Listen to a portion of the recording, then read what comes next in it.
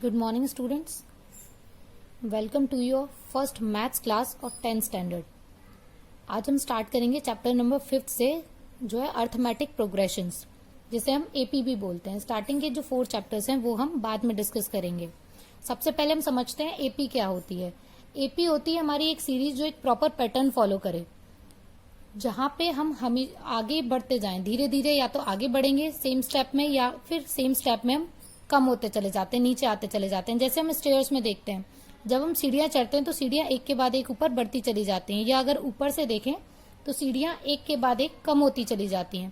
तो कभी ऐसा नहीं होता कि एक बार में 2 सीढ़ियां चढ़नी है या एक बार में 2 उतरनी है, एक एक करके ही बढ़ते हैं और एक एक करके ही हम नीचे आ जाते हैं। इसी तरह से एपी भी होती है। एपी धीरे धीरे धीरे सेम पैटर्न के साथ बढ़ती है और सेम पैटर्न के साथ ही वो कम हो जाती है। जैसे कि हमने यहाँ पे एपी का एग्जाम्पल लिया हुआ है 1 2 3 4 5 6, और आगे हम कितने भी नंबर्स इसमें बढ़ा सकते हैं। यहाँ पे हम देख रहे हैं कि जो डिफरेंस है बीच में टर्म्स का, वो 1 का ही है। 1 और 2 में 1 का डिफरेंस है, 2 और 3 में 1 का डिफरेंस है। इसी तरह से नेक्स्ट हमने एपी ली हमारे इवन नंबर्स की, 2 4 6 8 10। तो हम सब जानते हैं कि इवन नंबर में हमेशा डिफरेंस जो है 2 का ही रहेगा।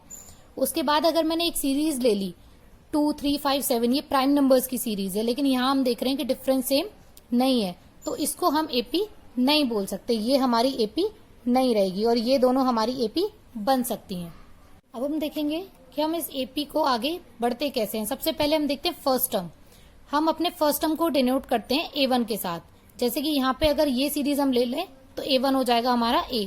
सेकेंड टर्म को हम डिनोट करेंगे A2 या फिर A1 प्लस D से। ये D होता है हमारा कॉमन डिफरेंस, जो हम आगे अभी पढ़ेंगे। फर्स्ट टर्म को या तो A1 से या A से डिनोट करेंगे, सेकेंड टर्म को A2 से, इसी तरह से थर्ड टर्म को A3 से। First term, second term, third term, fourth term, और ऐसे ही हम आगे बढ़ते चले जाते हैं। फिर आता है, अभी हमने पढ़ा डी। ये डी क्या होता है? ये होता है हमारा कॉमन डिफरेंस। कॉमन डिफरेंस यानी कि इन दोनों के बीच में डिफरेंस क्या है। 1 और 2 के बीच में डिफरेंस 1, 2 और 3 के बीच में डिफरेंस 1, इसी तरह से 2 और 4 के बीच का डिफरेंस 2, 4 और 6 के बीच का डिफरेंस 2, ऐसे ही 6 और 8 के बीच का डिफरेंस भी रहा हमारा 2। तो ये जो डिफरेंस होता है हमारा कॉमन, इसी कॉमन डिफरेंस को हम डिनोट करते हैं डी के साथ। यहाँ आप फॉर्मूला देख पा रहे होंगे, ये है common difference is equal to second term minus first term, that is A2 minus A1 is equal to D। अगर इस सीरीज का मैं कॉमन डिफरेंस निकालूं तो D is equal to A2 minus A1, 6 minus 4। यहां मैं अगर 4 माइनस 2 भी कर दूं तो भी मेरा यही रहेगा 2, और ये मैंने यहां पे लिया हुआ है 6 minus 4, third term minus second term, तो भी ये 2 ही रहेगा, क्योंकि कॉमन डिफरेंस हमारा पूरी एपी में सेम ही रहना चाहिए। अगर कॉमन डिफरेंस कहीं भी डिफरेंट हो जाता है तो वहीं पे हमारी एपी ब्रेक हो जाएगी, उस एपी को हम आगे कंटिन्यू नहीं कर पाएंगे। अब हम देखेंगे एक्सरसाइज 5.1। इसमें फर्स्ट क्वेश्चन में हमें 4 पार्ट दिए हुए हैं और उसमें वो पूछ रहा है कि ये एपी बना रहे हैं या नहीं बना रहे हैं, और अगर एपी बन रही है तो क्यों बन रही है। पहला क्वेश्चन हमने देखा कि यहाँ एक टैक्सी की वो बात कर रहा है, जिसका पहले किलोमीटर के लिए अगर हम जाते हैं, वो कह रहा है कि अगर पहला किलोमीटर जाता है तो उसका किराया 15 रुपए होता है, और आगे जितने भी किलोमीटर वो जाता है हर एक किलोमीटर के लिए उसे 8 रुपए एक्स्ट्रा देने पड़ते हैं। यानी कि हमारा फर्स्ट टर्म हमें मिल गया 15। सेकेंड टर्म में यानी कि जब हम 2 किलोमीटर जाएंगे, फर्स्ट टर्म में हम 1 किलोमीटर जा रहे हैं तो 15 रुपए में देने पड़ेंगे। सेकेंड टर्म में 2 किलोमीटर अगर जाएंगे तो 15 रुपए तो फर्स्ट टर्म वाले, और आगे वाले जो एक्स्ट्रा 1 किलोमीटर जा रहे हैं उसके लिए हमें 8 रुपए और देने पड़ेंगे, तो ये हो गए हमारे 23 रुपीज। थर्ड टर्म के लिए ऐसे ही हम देखेंगे तो हमें क्या करना पड़ेगा, यहाँ पे 15 रुपए पहले किलोमीटर के, 8 रुपए दूसरे किलोमीटर के, और फिर से 8 रुपए तीसरे किलोमीटर के लिए, तो ये हो गया हमारा टोटल 31। तो इसी तरह से ये हमारी एपी बन गई 15, 23, 31। इसी तरह से हम आगे यहाँ पे बढ़ते चले जाएंगे। अब हम ये देख रहे हैं कि यहाँ पे हमारा जो डिफरेंस है डी जो है वो कॉमन आ रहा है, हर बार हमें 8 ही ऐड करना पड़ रहा है। यहाँ 1 8 ऐड किया, यहाँ 2 8 ऐड कर दिए, और आगे बढ़ेंगे 1 8 और ऐड कर देंगे।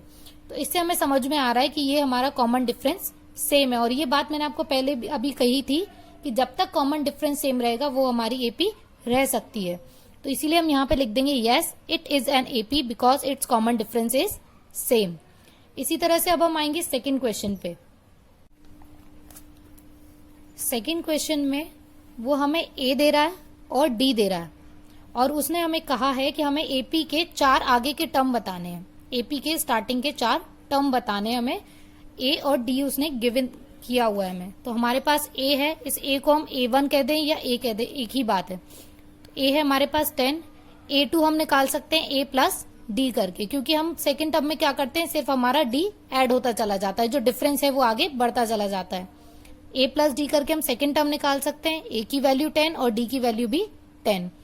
A3 में भी हम क्या करते हैं, A प्लस 2D, क्योंकि यहाँ पे हमें डिफरेंस को 2 बार ऐड करना पड़ेगा। जैसे यहाँ पे हमने किया था, A3 में 2 बार ऐड कर दिया डिफरेंस को, इसी तरह से A4 में 3 बार डिफरेंस को ऐड करना पड़ेगा।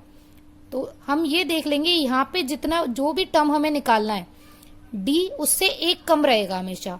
A2 निकालना है तो D एक ही रहेगा, A3 निकालना है तो D 2 हो जाएंगे, A4 निकालना है तो D 3 हो जाएंगे। इसी तरह से हमारे ये चारों टर्म निकल आएंगे। तो एपी हमारी बन जाएगी 10, 20, 30 एंड 40। अब हम आते हैं हमारे नेक्स्ट क्वेश्चन पे। ये है क्वेश्चन नंबर 3। यहां हमें उसने एपी दे रखी है और उसने हमें पूछा है इसका फर्स्ट टर्म और कॉमन डिफरेंस। फर्स्ट टर्म और कॉमन डिफरेंस, तो यहां हम फर्स्ट टर्म तो इजीली बता सकते हैं, ये 3 हो गया। और कॉमन डिफरेंस निकालने के लिए हम सेकंड वाले टर्म में से हमारा फर्स्ट टर्म माइनस कर देंगे। तो d is equal to A2 minus A1, तो 1 माइनस 3 इज इक्वल टू माइनस 2। एक चीज आप देख लीजिए कि जो हमारा कॉमन डिफरेंस है वो पॉजिटिव भी हो सकता है, नेगेटिव भी हो सकता है, लेकिन कभी भी मल्टीप्लाई या डिवाइड में नहीं हो सकता। कॉमन डिफरेंस हमेशा पॉजिटिव होगा या नेगेटिव होगा, प्लस होगा या माइनस होगा, कभी भी मल्टीप्लाई या डिवाइड में नहीं हो सकता। अगर मल्टीप्लाई और डिवाइड हम करेंगे तो वो फिर जीपी में चला जाएगा, एपी नहीं रहेगी वो। फिर अब आगे देखेंगे क्वेश्चन नंबर 4। फोर्थ क्वेश्चन में उसने हमें एपीज दे रखी हैं। एपीज नहीं दे रखी है, इसने हमें सीरीज दे रखी है और उसने हमें पूछा है इनमें से कौन सी एपी है और कौन सी नहीं है। और अगर जो एपी हैं तो उनका कॉमन डिफरेंस बताना है और आगे के 3 टर्म्स और बताने हैं।